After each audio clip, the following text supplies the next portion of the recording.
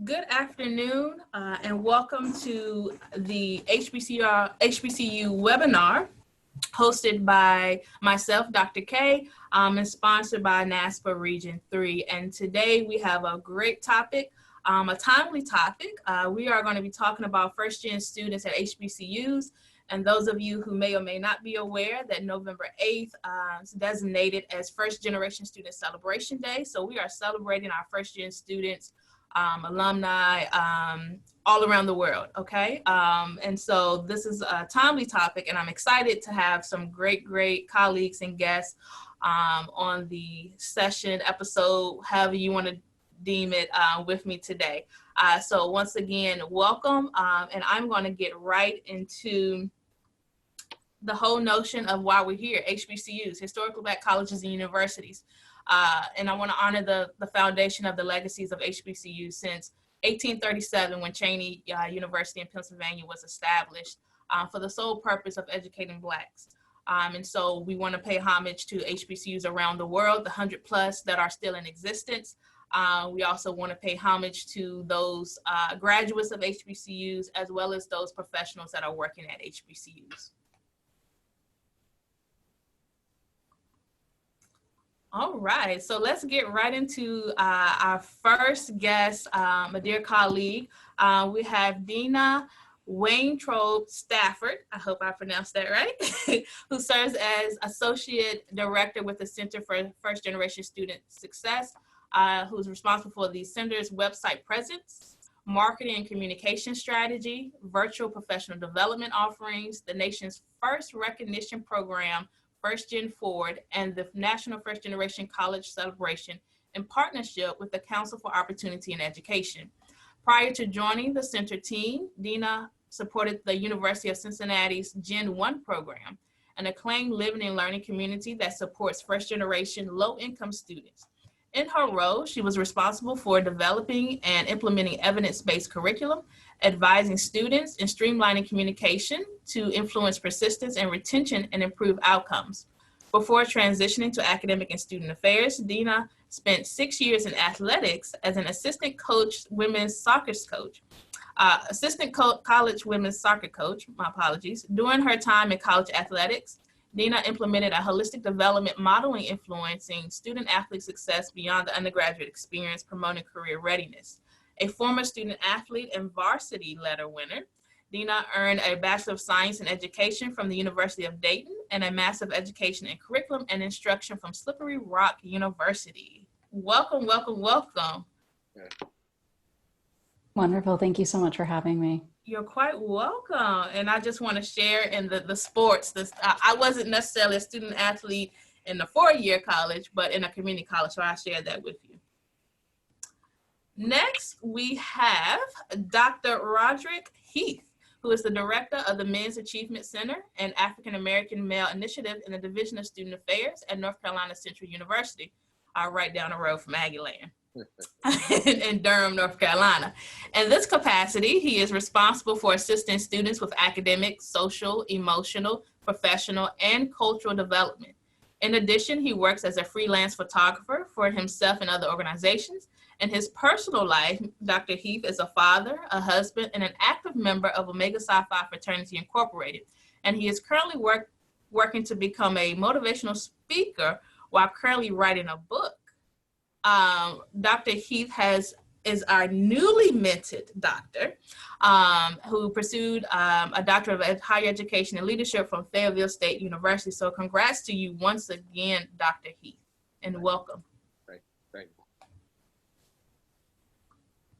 you. Next, we have Ms. Chantal Fleming, who has worked on access, student success, and equity issues for first generation college students for the last 15 years. Over the past 3 years, Ms. Fleming has served as the Executive Director of TRIO Programs, also the Director of TRIO Student Support Services at North Carolina Agricultural and Technical State University. Ms. Fleming's major responsibilities include directing TRIO Student Support Service Programs and supervising TRIO Upward Bound and TRIO Educational Talent Search. In addition, Ms. Fleming has served on a number of initiatives, partnerships at the university to include summer bridge programs, living learning communities, early alert systems, and the First Gen Forward designation. Ms. Fleming received her undergraduate degree from North Carolina Agricultural and Technical State University and her graduate degree from Webster University. Welcome, colleague upstairs from me, Chantal Fleming. Thank you so much, Dr. K. And last and certainly not least, we have Gourjoine Wade, who serves as the Associate Vice President for Student Affairs and Dean of Students at Grambling State University. A Monroe, Louisiana native and Grambling State University alum, Wade is a high-impact, outcomes-driven, social media-connected student affairs practitioner and current doctoral candidate in higher education leadership and management at Walden University. Wade has dedicated his professional career towards finding innovative and strategic ways to expand higher education attainment for those who desire it. Dean Wade is a student advocate who continues to foster a sincere passion to serve students, especially first generation and HBCU students.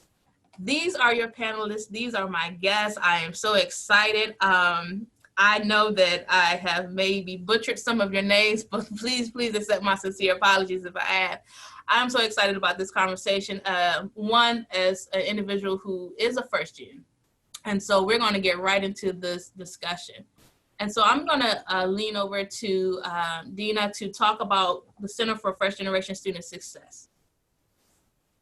Thank you so much, Dr. Dixon, and thank you to the panelists who are here today and to the audience. Good afternoon, good morning, no matter where you are joining from. As Dr. Dixon mentioned, my name is Dina Waintrop Stafford, and I serve as Associate Director with the Center for First Generation Student Success. I'm looking forward to sharing information with you all about the center, as well as the nation's first recognition program with acknowledging institutions of higher education with a demonstrated commitment to first generation student success, First Gen Forward. The center launched in 2017 is an initiative of NASPA and the Souter Foundation. And here you see the center team. When you reach out, you're going to hear back from any one of us. Anything related to First Gen Forward or Celebration Day, you likely hear back from me or my colleague, Bobby McCowan. But no matter who you reach out to in thinking about the center's work, our vision remains driving higher education, innovation, advocacy for first generation student success, which is a great commitment that you all make in your everyday. This is materialized through our mission of being the premier resource of evidence-based practices, professional development, and knowledge creation for the higher education community. The center's work is grounded in these 4 strategic priorities: connect and recognize, knowledge creation and evidence-based practices, innovative and scalable solutions, and thought leadership and advocacy. First Gen Forward lives squarely in the connect and recognize strategic priority, which can be seen on the next slide. And the focus is to build engaged communities across the higher education community that fosters, recognizes, and celebrates excellence in serving first generation student success. So the First Gen Forward designation is a national designation for institutions with this demonstrated commitment. And through the recognition program, we offer community building across peer institutions, professional development, as well as numerous opportunities to elevate first gen initiatives on a national platform similar to today's conversation. We're currently actively working with 2 cohorts. The inaugural cohort was announced in 2019. And we determine it as the 2019-2020 cohort, and it includes 80 institutions.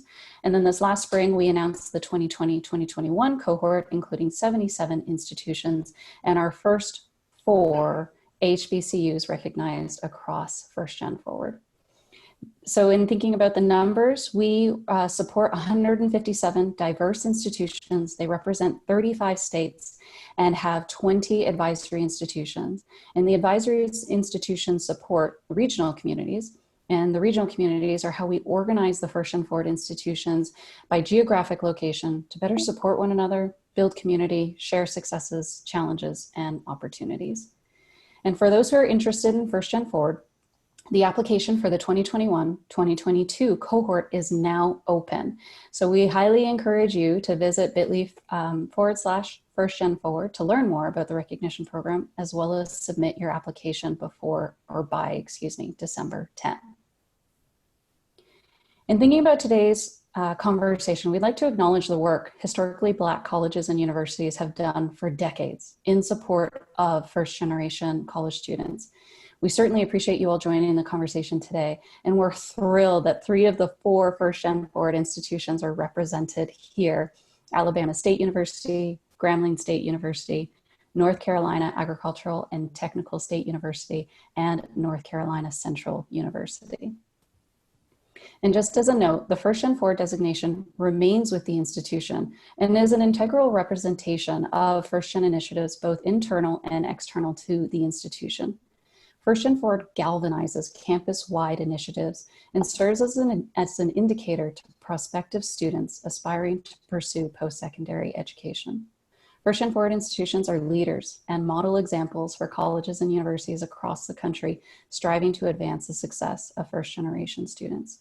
We're grateful to the work the First Gen Forward institutions do with an unyielding commitment to first-generation student success. Thank you for allowing me to share some information about the Center and First Gen Forward, and I'd like to turn it back over to Dr. Dixon. Thank you. Thank you. I'm looking at 2 screens. So thank you so much for that. So let's get into the conversation with our panelists.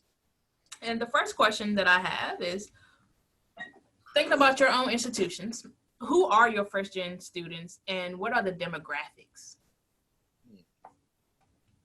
I think I'll start here at North Carolina A&T State University. Of course, as you mentioned, Dr. Dixon, we are representing historically Black colleges and universities. So, if we look at the breakdown of ethnicity, race, gender, and in my case, specifically just talking about the TRIO Student Support Services Program, we have the gender breakdown is 60% female and 37% male. And then, of course, we're 89% Black or African American. Then we have about 1% Native American and 1% Asian, 94% non-Hispanic. And then 65% of the students that we serve specifically in student support services are a combination of first generation low income.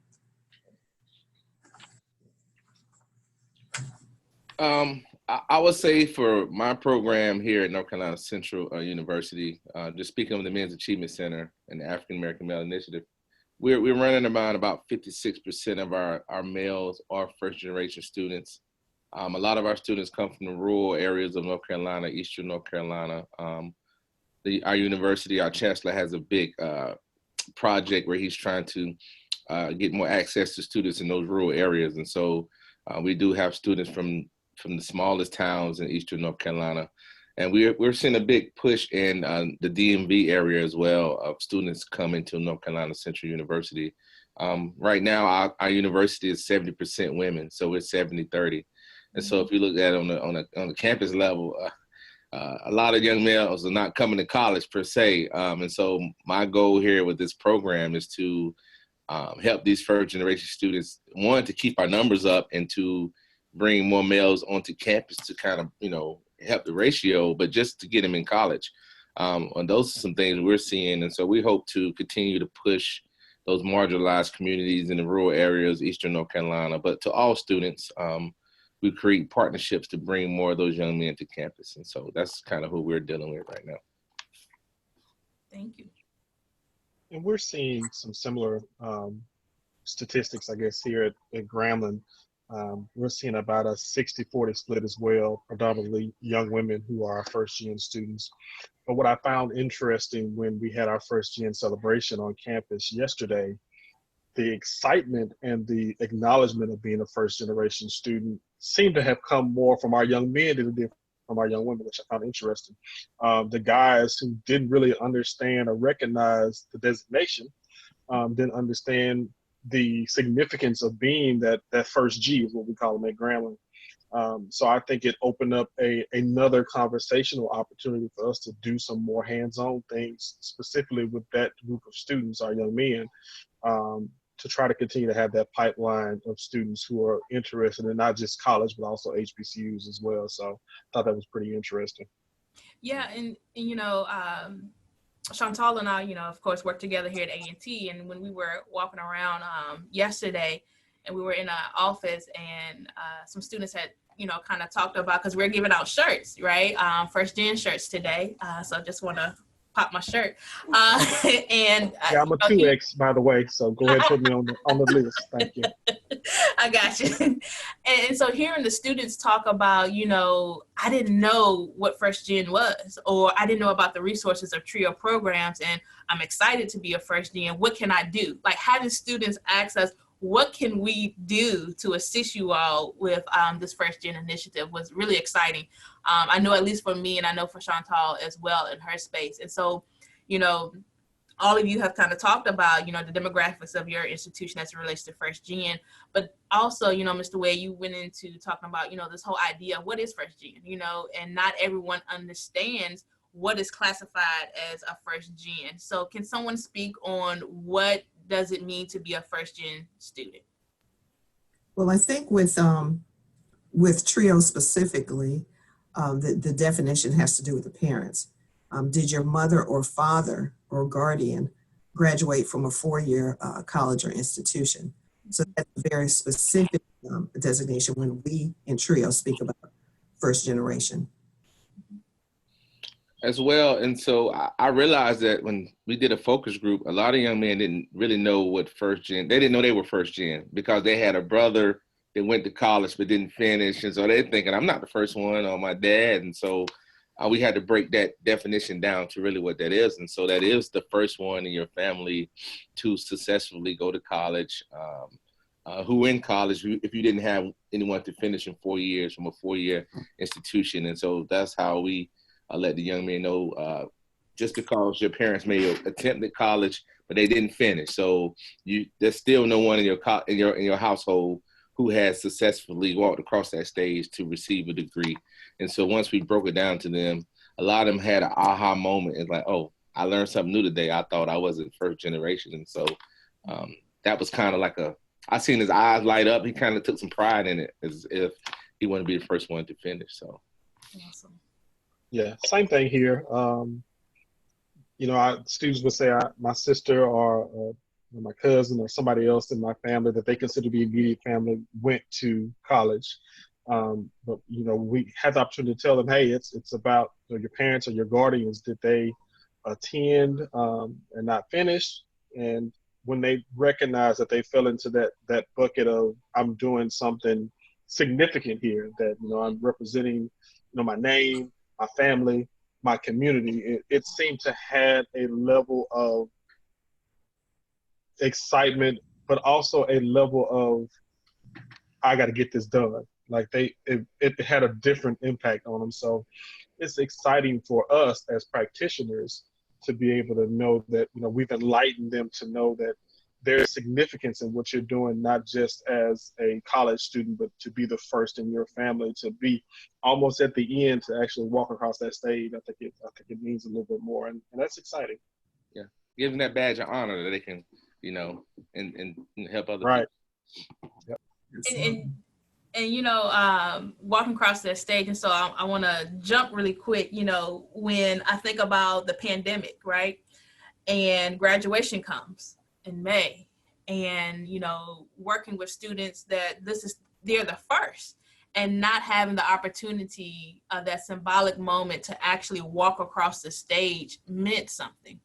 And so as we think about that, the pandemic, we think about the demographic of your first gen students and this whole idea of intersectionality, the intersecting identities. Can you talk about how that shapes the success, the experiences, the sense of belonging of first gen students? I'll look at it as this, right? You have these students, we'll take freshmen, for instance. I'll start there. You have these students who just, missed their graduation, high school graduation, and then a few months later, some chose to come to a campus that was probably 40% occupied, and then you had staff that were, coming split, some offices come in one day. And so they came into this space of higher education looking for the help that wasn't here, not by the university's choice, but, for the safety and well-being of all faculty and staff. And so you have these marginalized communities that's come into this place, depending on their background, their sexual orientation, and they on this campus that's running at a 40% occupancy. And then you have these students that are about to graduate and missing their graduation, being the first one to go across that stage. I think it has a lot to do. I mean, it has a lot of intangibles to that, right? And so you have students that are really, when we have our last focus group, they're depressed and they feel like they're missing out. Like, I waited all these years for this. I waited to come to college and nobody's here. I want to be on campus. And you got seniors that are leaving, that missed their whole senior year. And they're like, their focus levels are off, even though they're at this point of, I'm about to walk across this stage. And so when we look at the intersectionality, I feel like as first generation students, we have to touch them as soon as they get on campus. And so with my first generation students, I'm really involved in what they need and what they do. So it's called, I investigate what type of student are you? You got to be honest with me in order for me to help you as a student. So that means it's open up, be an open book to me. I'm non-judgmental. If you need these services, I need to be able to go get these services or provide the services. Don't hide them, because they will catch up to you in the end, because you're trying to tote this in your bag. I say, open up your bag and let us know what you need, and let me be a service to you. And so I feel like we have a lot of emotions going on right now with COVID, and with the uptick going up again, holidays. And so it's going to be real. I'm scared to see how many first generation students may turn around and say, you know what, college wasn't for me, just because of all of these things that are going on. Right. Wow. I would agree with you on that, Doc. I think that it's a scary time for first year students just because of the navigation of that first year experience, number one, and number two, the intersectionality of the first year experience for a first year student. Mm-hmm. It looks tremendously different. There were so many campuses, impacted by operation limitations. And I'm also concerned on what that's going to look like, specifically at the end of this semester, of how many students will be like, that's just not what I'm ready to do. I think the combination of virtual, and some students who, look like us are already struggling with the virtual aspect anyway. And then you put another layer on that we're going to go into another semester with virtual. I think all those layers are significant, and I'll add another plot to it, so to speak. When we talk about intersectionality, for me, it's about first-gen parents, or as far as our students who are parents, who are already trying to navigate, trying to raise a kid who may be playing or running around in the background while they're trying to participate in virtual classes in their first semester of college. I'm curious to see what that impact is going to be, and how institutions, specifically HBCUs, who I think we do it better than anybody else, how do we adapt and find some semblance of a safe space to continue to protect those students as they're transitioning. I'm very concerned about what that looks like, and I think it's a conversational opportunity for us, not just in this space, but outside of it, to determine what can we do to better support them, because I would hate to see those students who were never expected from a society standpoint to even make it out of high school, let alone get to college, trying to raise a kid, trying to work, trying to do virtual classes. How do we save them and keep them coming back in the next semester? So I think there's some challenges there. Yeah. Are you talking good now, Mr. Wade? Chantal, do you have something to add before I go into my rabbit hole? Well, no, I think one of the things that I think is interesting is that, with intersectionality is that, the student is much more than just first gen. Mm-hmm. Talking about multiple identities, and also, for those of us who work in higher ed, understanding and being made aware of all the complexities that make up an individual, not just that designation. And so I think the more that, for those of us who work in higher ed, who understand all these overlapping and intersecting social identities, we can then move to, address, the needs of the students we serve. And so just want to add that to the conversation as well. Yeah, and talking about the different identities, and then tapping on to what Mr. Wade said in terms of the first-gen parents, right? And then the whole nature of HBCUs. We are nurturing institutions, especially for our Black student population, right? And how all of that plays a role in the midst of a pandemic. And I can only imagine had I been a student, a first-year student during this time, I don't know if I would have been able to stay, right? Because as I already said, as a Black female, the stacks are already stacked, cards are already stacked up against me, right? Then I'm first gen. And then you put me in a virtual space, which I was not expecting, anticipating. My parents don't know what's going on. Didn't you begin to have second thoughts? Do I even need to be here, right? And then don't even get me started on this whole idea of national racism that for as Black people been here, but now it's national, right? And how all of that is impacting. And then also our first gen students who are not Black or biracial, multiracial, those other identities come into play. So when you think about first gen students and intersectionality, it's more than just them being the first. It's everything else that's added to them. I would say this. I had a student with COVID. We did pretty good with COVID on campus, but there was an opportunity for students to go back home. And this young man, biracial student, with the things that were going on in the news media, the riots, he just didn't feel he didn't feel safe on campus. He was going through personal turmoil, right? Because he knew he loved his white side of his family, and then he had a African American side of the family. But he was like, why? In his mind, like, why can't we all just get along? And it was driving him to the point that he said, I need to go back home. He's from a rural area, not too far.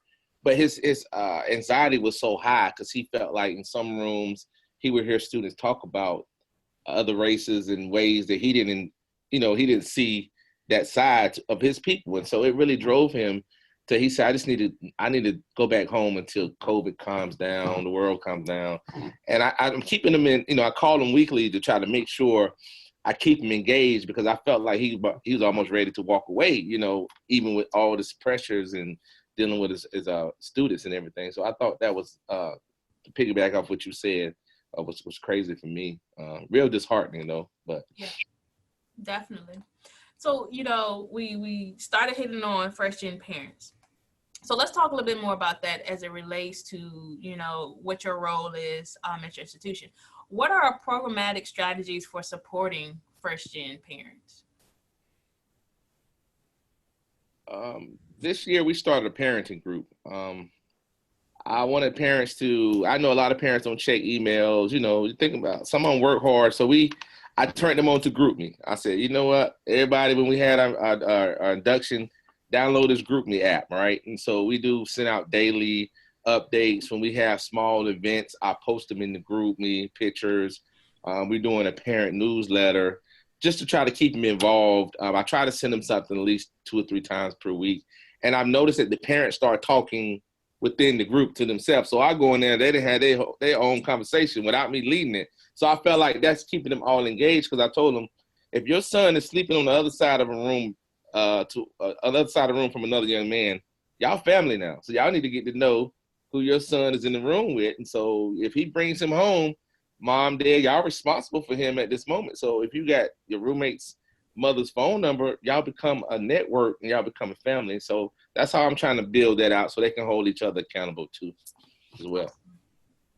Here at North Carolina A&T, we recently, I think over the past 2 years, started a parent portal, to try to address some of those questions and concerns that parents have. And so in that portal, Trio Student Services that of course work specifically with first gen, we have our section there that just talks about the services, the benefits of being in the program, the eligibility, and on that site, we update information about what's happening at the university. And so, we drive our parents to that portal because we want to make sure everybody is getting the same information. And so I'm excited about that portal because, prior to that, you're dealing with individual parents, but now we can all, again, drive them to that information, address some of their questions that they may have. And then I know in the summer, when we have our summer bridge component for our incoming freshmen for first gen students, we have sessions just for the parents. And I think those parents appreciate that because, we're letting the parents know that we understand that you have some maybe hesitations, some questions, some concerns about your student transitioning to college.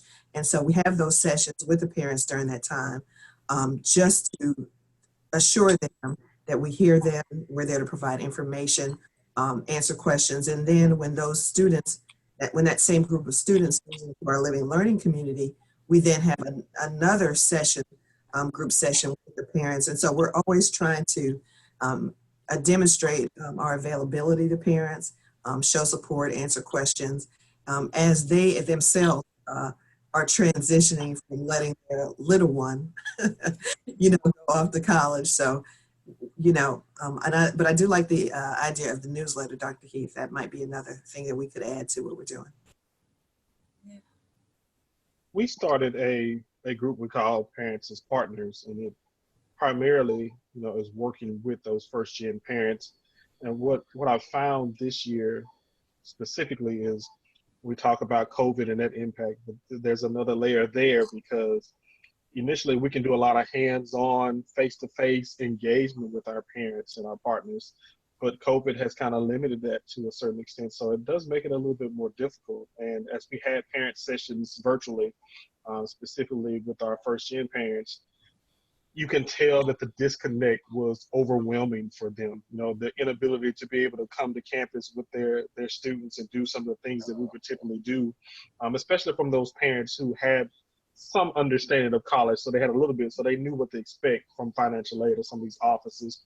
So when, we were in phase 1 and 2, a lot of those things could not happen because you couldn't have a lot of that face-to-face time on campus. So I think that made an impact.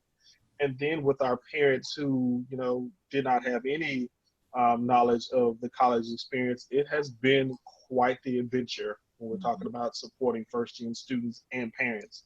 So we've had to do a lot of hands-on, outreach. So, we do the parent newsletter, we do the monthly virtual conversations with parents, and the amount of questions and the anxiety level there is just overwhelming. And, I think this is reinventing how institutions have to work with specific populations of students who come in at a certain deficit. So it's an opportunity for us to do better. I believe it's an opportunity for us to kind of help to close those gaps, but we've got to keep the conversation going, and we've got to be able to admit as institutions, I believe, where we fall short at, right, and where we have those gaps, and to be able to ask honest and open questions of students and parents to say, what are we missing? What do we need to do to better serve you? And I think if we do that, I think we'll come out on the other side of this a lot better than we were in the beginning. But it's been difficult to support first-gen parents during this season, more than any other time than I can remember. So I think there's opportunity for us to be better on the other side. Yeah. And, we've kind of tacked on this in different pockets in terms of first gen and the pandemic, COVID-19. So, I'm thinking about HBCUs, right? And the systems that are against us, right? When you think about funding, when you think about hiring practices, when you think about questions still out there, are we still relevant, right? And then we get into, so that's been going on since 1837. Then we come into 2020, and the world is hit with a pandemic that disrupts a lot of what we do and a lot of what we're known for. For example, being nurturing, the one homecoming, which for most of us have exited out of that season. This whole family atmosphere, coming to an HBCU because I know I'm gonna be part of a family, a part of people who resonate with identities that I have, right? And not only did COVID come, but then national racism came. Then it came police brutality as it relates to Black men and Black women. All of that. And here we are in fall of 2020. And you have our students that are first gen. As staff, as professionals, what does that look like? What does that feel like? One, because, I'm unapologetically Black, right? And so all the things that my students, my Black students are going through, I too am going through as a Black staff. But I have a responsibility to the students for their success. So can you talk about those, so that was a lot, intersecting identities of yourself as a professional, and then working with first-gen students in the midst of a pandemic? I think I'll just talking about working with students in this pandemic. As we know, in March, late March, everything abruptly, changed for us all.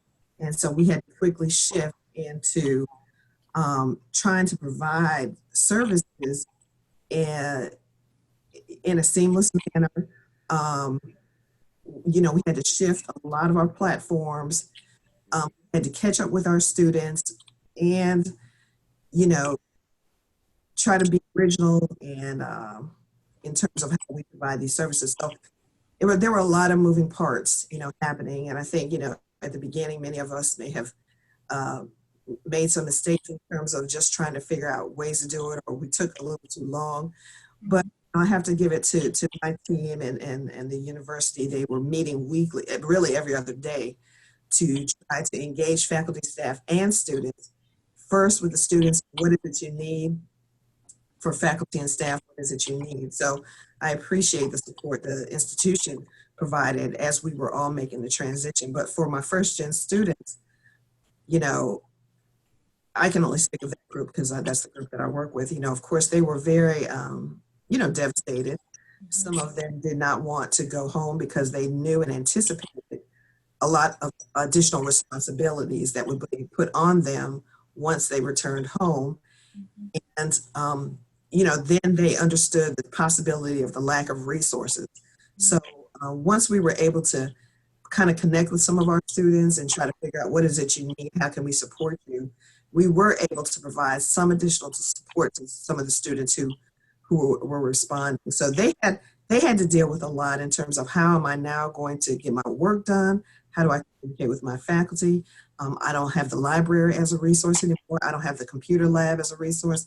So we tried to work with them to answer some of these questions as the institution was making the shift itself. And so because the institution was meeting every other day and providing information, we were able then to provide them. But as we move through the summer and the fall, we've had to make constant adjustments in TRIO, just in terms of we understood the students were pretty much exhausted from taking courses online.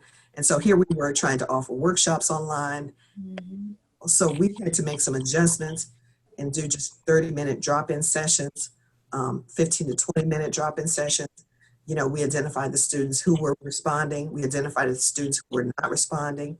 We started making phone calls. So we had to constantly revamp how we worked with our students, how we tried to keep them engaged, and how we checked on them. We also made sure that they understood counseling services was still available. They were doing a number of things to provide resources to students so that they knew. And so, one of the things we found out late summer is that, we needed to check more on our students who we considered our strong students, who were always on it. We found that, some of those students needed more support than ever. So it's been a challenging time, but I thank our institution and my TRIO colleagues across the country, because we meet every Thursday in exchanging best practices and what has worked to keep the students engaged. And so we'll continue that into the spring, since our schedule will remain the same. Yeah. I would say that, lucky for me, I'm a very hands-on guy, right? And so when it first hit, I had a lot of anxiety because I know Black males. Mm-hmm. Too much time, too much idle time. Yeah. A lot of stuff. They don't care if you play sports or whoever. You know what happens with men. We get into, so I was like, how am I going to control this element that I have no control over? Mm. So luckily, about 90% of my freshman cohort remained on campus, and I get to teach them in the freshman seminar class, which is the only face-to-face class, majority of them have. So that's a twice a week I get to see them. Right. On a larger scale, about 60% of my guys are on campus too. But it's like the gift and the curse, right? And so you only can have so many together at certain times. And so we've been trying to rotate. You have your needy ones that always need to see you, always need something.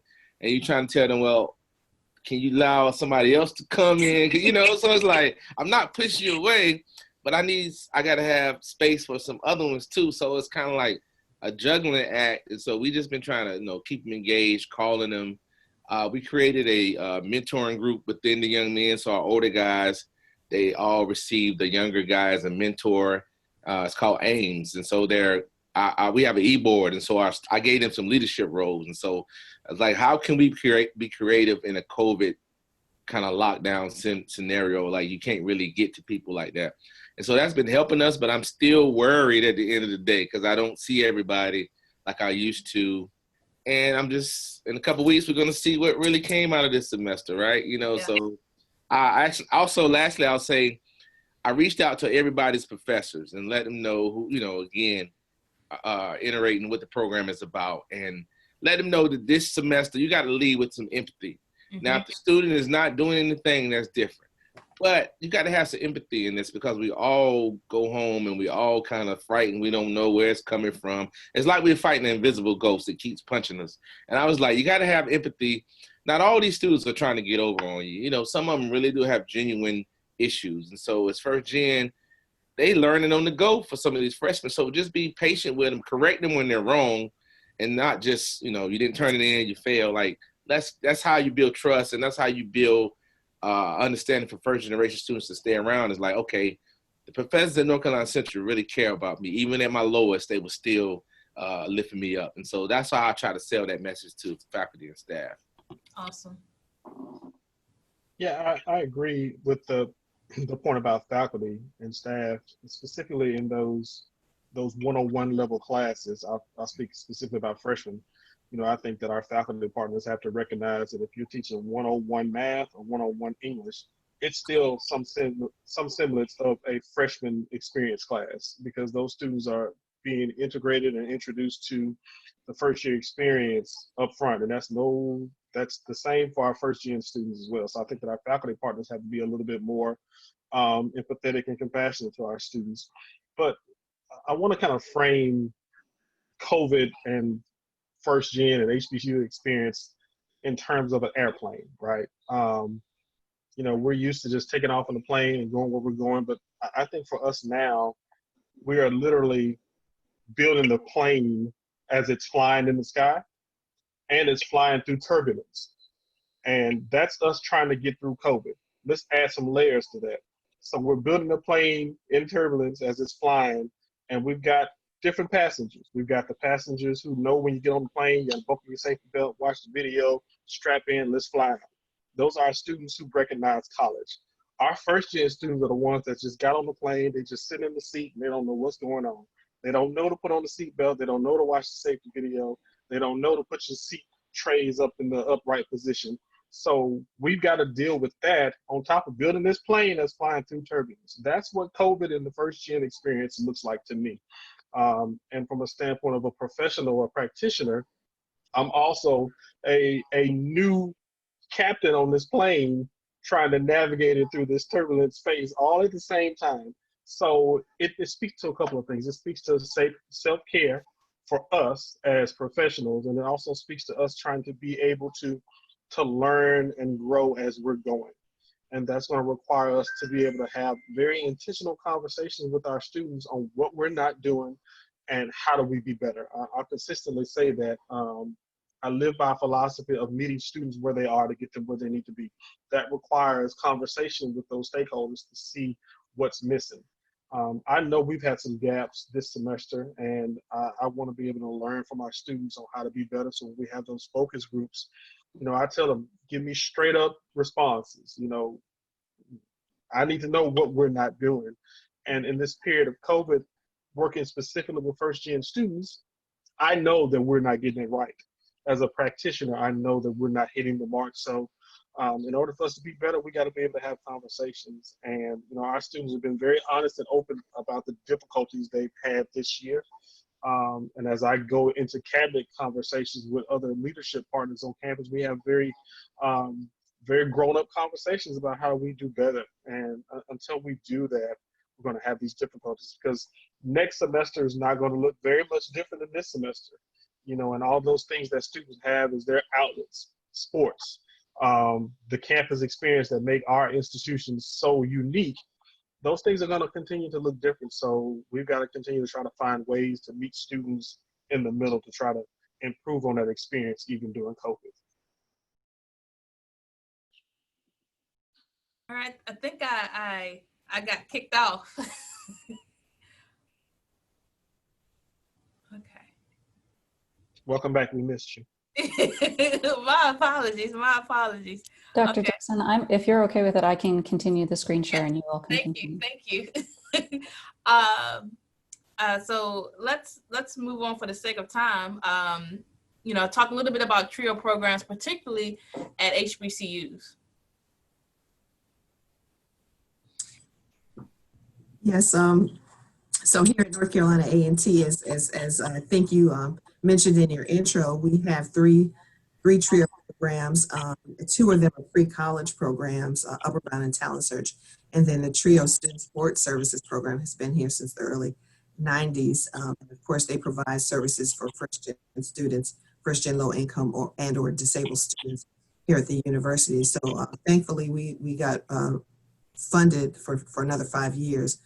We found that out in late August or early September.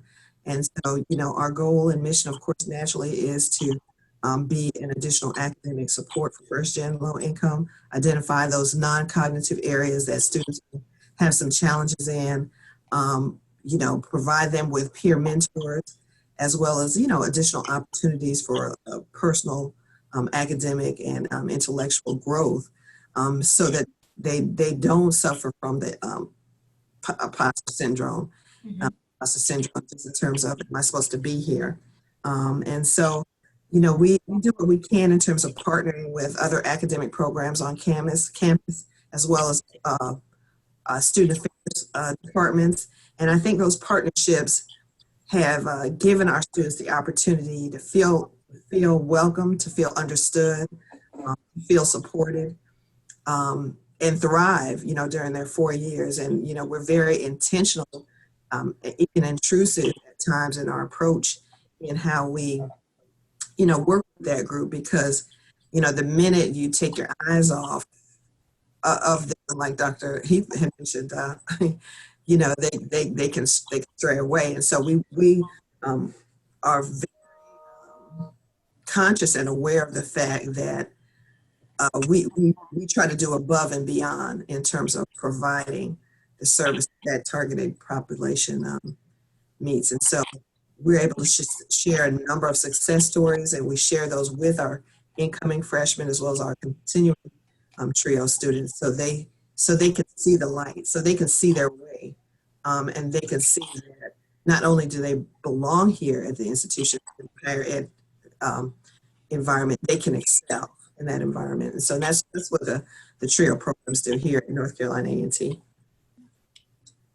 I think for us just recently, our TRIO program was under student affairs. We have 3 TRIO programs on campus. The one that I work closely with, they just moved them under under academic affairs.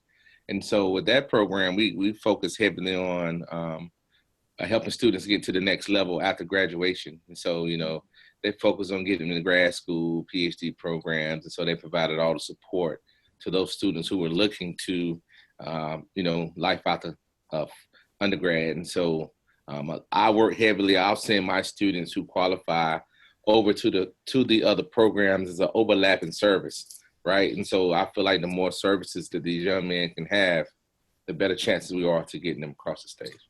Right. I don't know. He went out. It's green black. So I see we're at 5 minutes till, so I definitely want to get to any questions. But before we get to any questions, and I've alluded to it a little earlier, the well-being of staff serving first-gen students. So we've talked about all that comes with being a first-gen. And all that comes with these students, guess who they're coming to? Us, that are serving them. And so in addition to whatever else we have going on, whether it's professionally or personally, they're coming to us. So what does well-being look like for you all? I recently got into cycling. Okay.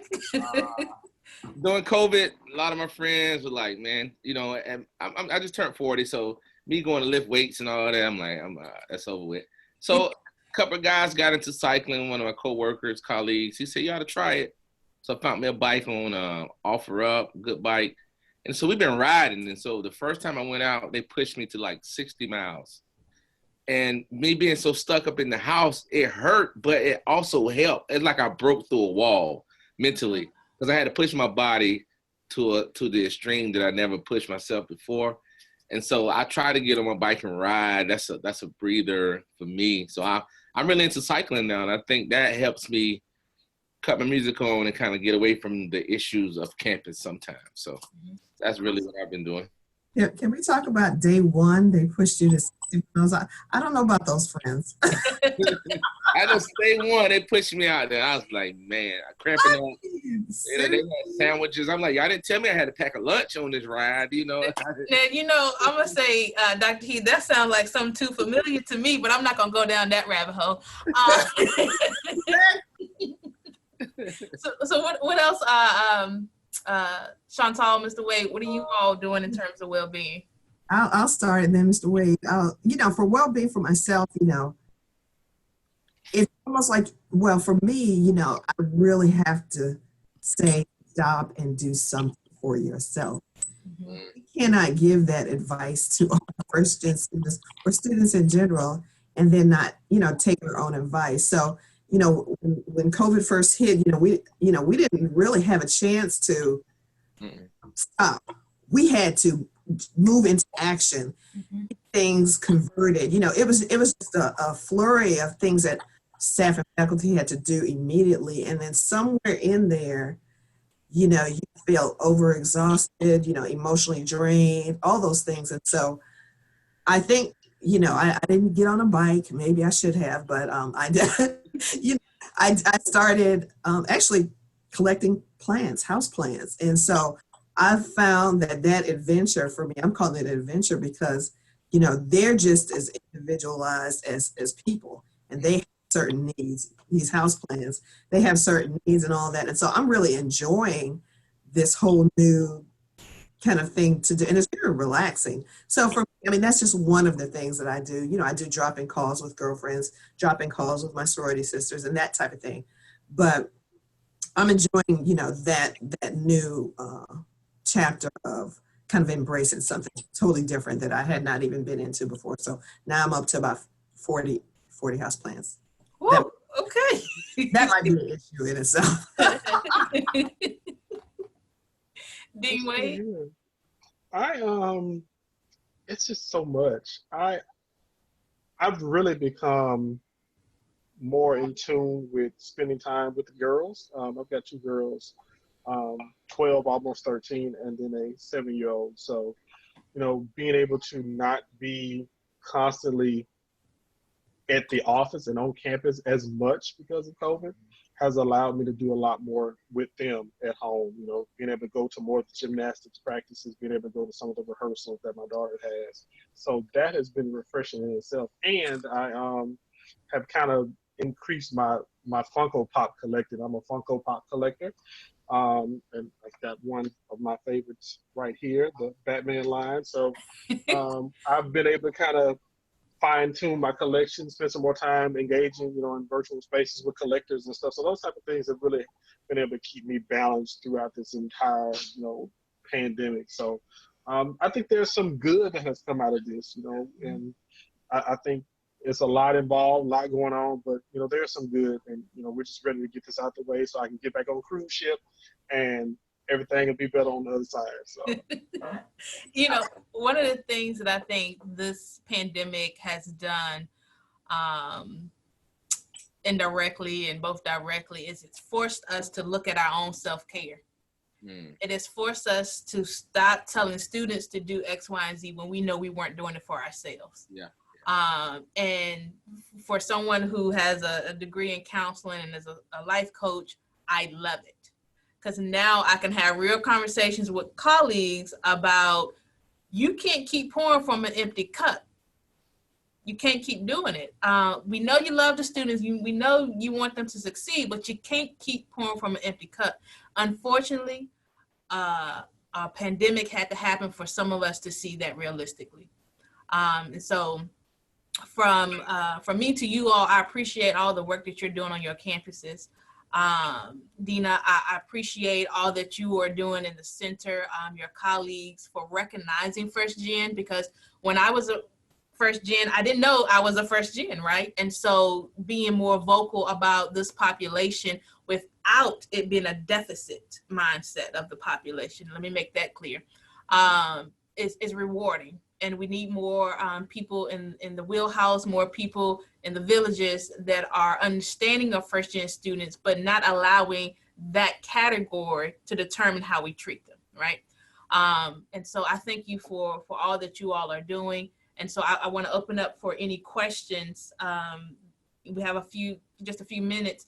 Any questions from our audience in regards to this topic, or any questions that you have for particular panelists? So I'm checking the chat. I'm seeing a lot of people I didn't realize I was first gen either until I discovered student support services. There's a shout out to A&T in terms of son missing campus and can't wait to get back. People that are passionate about this population. And so, I always encourage people to keep the conversation going, but in the midst of the conversation, create action plans, right? Whatever those action plans may be. And so as we come to an end, thank you so much for your participation. Thank you so much for those that attended.